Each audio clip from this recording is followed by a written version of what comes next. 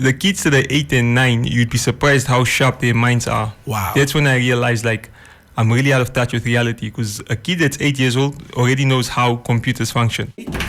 We've got the MYD Start-Up. So this is what we have for you today. Edu-Game is a game development company that focuses on teaching students the fundamentals of game design, coding, and game mechanisms. The program is designed to provide youth with the necessary skills to create games of their own. In studio today, we have Tutaleni Ilonga. My brother, how are you today? I'm good. How are you? No, I'm amazing, man. I'm amazing. I must say, I am a gamer myself, but I know zero to next about programming and all of that stuff. But before we get there, let's start with tell us why Edugame and why you started and what inspired the idea for the business and so forth. Yeah, so what sort of happened is that me and the Mono, who's another partner of mine from my other company, we were looking to get into maybe offering workshops. Okay. Just as a part-time thing to make money. And then through the CEP program, I met Vogan.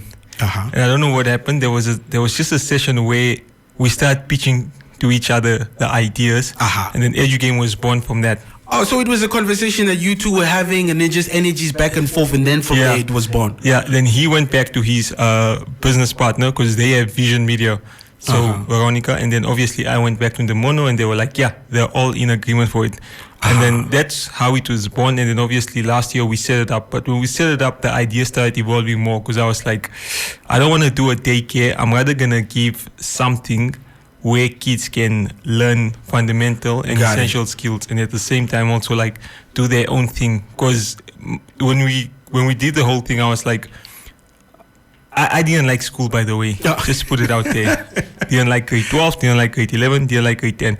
So how would I make... At all. I didn't like school. So how would I make something that would be fun for the kids? Gotcha. Right? So that's how it became better. And now like all the kids are just happy. So far we don't have like dropouts or anything at all. Speaking about the kids, how do you guys choose your audience? Like, how do you pick them? So in the beginning, we would just say, just come. Anyone.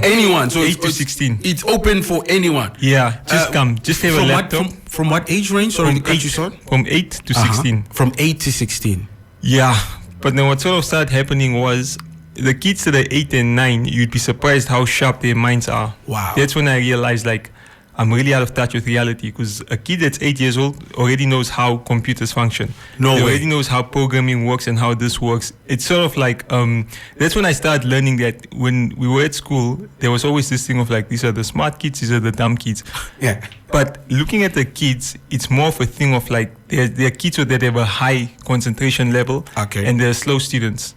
So the issue with slow students is not their fault. Some of them are very sports, so they don't have time to like, sit through and listen, because they can only give you like 5 or 10 minutes, and then they need something. So that's when we were like, so if we're gonna do like the theory stuff, like the game design narrative, I'm only teaching 10 minutes, and then 5 minutes we're watching YouTube videos. Got it. So that they can stay involved in the work. Yeah, and they like it that way.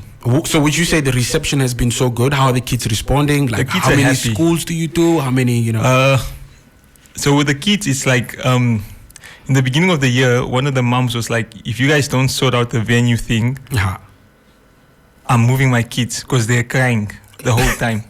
Wait, say that again. They're crying. They want to be at the spot. They want to be there. They want to be involved. Yeah. Because the thing is that we only do it 2 times a week, and it's for the best. Because you only do it how many times? Twice a week. Twice a week. Because now they're like, they always want to be there. Because the moment something becomes too there, it loses its value. But once it's twice a week, it gives them more time to do their stuff and things like that. So the kids like being there. Even when the holiday program, like with this one, some of the parents were like, when are you guys starting? Because he's getting on my nerves. Yeah, they're getting on our nerves. Can they not come to you? And they're like, it's fine. And we like it that way, because it means when they're there, they give their 110%. Because kids have schedules. Monday they have swimming, Tuesday they have football, Wednesday they have hockey, Thursday and Friday they're with you. So just a limited amount of when to come, when not to come, give them breaks and so forth. Yeah. I get you. So we're still in the studio with Tutaleni Ilonga, and we're here with Edugame Namibia, and right here on 99 FM. We'll be back after this. Reminisce about the girl that I never had. Memoirs. 99 FM, Sibu and Mooks in the morning. And still in the studio with us today is Tutaleni Ilonga from Edugame Namibia. I was just chatting to you offline. I was saying, how did you get involved with gaming and game development and all of this? Yeah, so what happened was I went back to go study. It's called boiler making and welding, but it's like metal fabrication, and then it jumps into mechanical engineering. So in my second year, I remember just keeping my options open. So obviously, I did Kino Namibia, and there was this Enter Africa initiative, and I was like, well, let me take part of it. And then I didn't even think of gaming. I was like, we always used to play games, but we don't think about who creates games. So when the opportunity came, I was like, what do I have to lose? I don't like this field I'm in anyway. And I did research. Because now those guys can't find jobs. Because I told them like, this is headed to a tap. So I jumped quickly. So when I was jump ship. So thanks to the Goethe Institute and Enter Africa, there was like an opportunity to go to Ethiopia. And then I remember talking with my mom. It's like, is she gonna say yes, or is she gonna, or are they gonna be like, school is more? She's like, nah, go.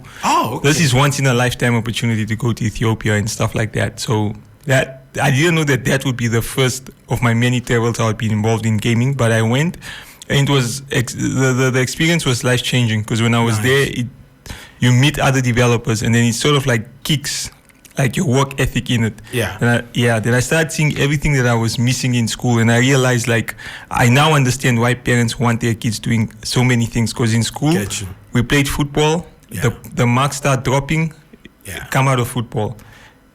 And and then it's like, and then I only did debating towards the end of the year, which sort of started helping when you go out and do talks in gaming and stuff like that. So those are skills that we picked up. So and today we're here. How long were you in Ethiopia for? I was like, I think it was a week or a week and a half, one of the two, because we attended a workshop on gamification and stuff like that. So that's why when we brought the program to the kids, it was more focused on gamification and game dev, because that's what I learned. And I think if you look at a lot of companies, because people always say Namibians are too one-dimensional. I'm like, they're investing in what they know. If there's so many bars, so many barbershops, it's because of that's what all they know. So you have to expose people to many things. That's why with gaming, we're exposing kids to many things. We're exposing them to marketing. We're exposing them to like social media in a positive way. We're exposing them to illustrations, coding, game design. So that when they're in grade 12 or when they're stuff, some of them might even be tutors, because that's what they've picked up with me. Speaking about the gaming again, what are some of the favorite games that kids like? Programming and stuff like that. Is there a popular one? A lot of kids are on Roblox. Roblox, okay. And you can also code your game in Roblox. So currently, the guy that used to code Roblox is in Finland. One of our developers. So he doesn't have time. So he did it last year with a student, but he didn't finish because the coding is a bit different. It's a bit different. Yeah, so he codes in Lua. But by next year, with the intermediate students, we should be teaching them how to code in Roblox, starting in the beginning of February or March. This is beautiful, man. This is beautiful. Well, to conclude, could you share with us Etu's hopes, visions for the future? What plans do you have in Namibia? What are you trying to achieve? And sort of. So the thing with Edugame is that because I in the beginning of the year, I had like I joined a joint partnership with one of the guys from Portugal, where I can't remember the company now, but where it's sort of like we're gonna see how we can gamify the education system, and that's what we want to do with Edugame. We sort of want to gamify the education system so that we can make education fun for people. But at the same time, we're also working on separate projects. I'm working on a history game because I'm like, because I was like, I feel like we need to introduce business history into that as well. Like talk about Michael Jordan, how he got the Air deal. Talk about how 50 Cent became one of the first rappers to do a 360 deal. Come on.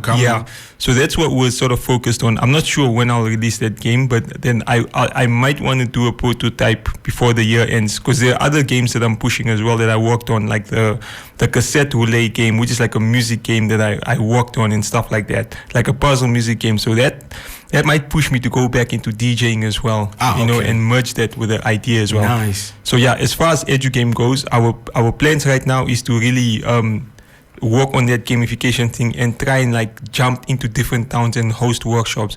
Hopefully, if we can get corporates to like fund us to go teach workshops in different towns, then that would be fine. But for now, we're thankful for MTC and NUST for endorsing us, and also thankful for Sanlam for making us bridge winners, so that we can like scale up more with the funding that Sanlam gave us. Nice. Well, that was Tutaleni Ilonga from Edu Games, inspiring the kids to change their minds on gaming on 99 FM. Expert advice on 99 FM Startup, proudly brought to you by Namibia Asset Management.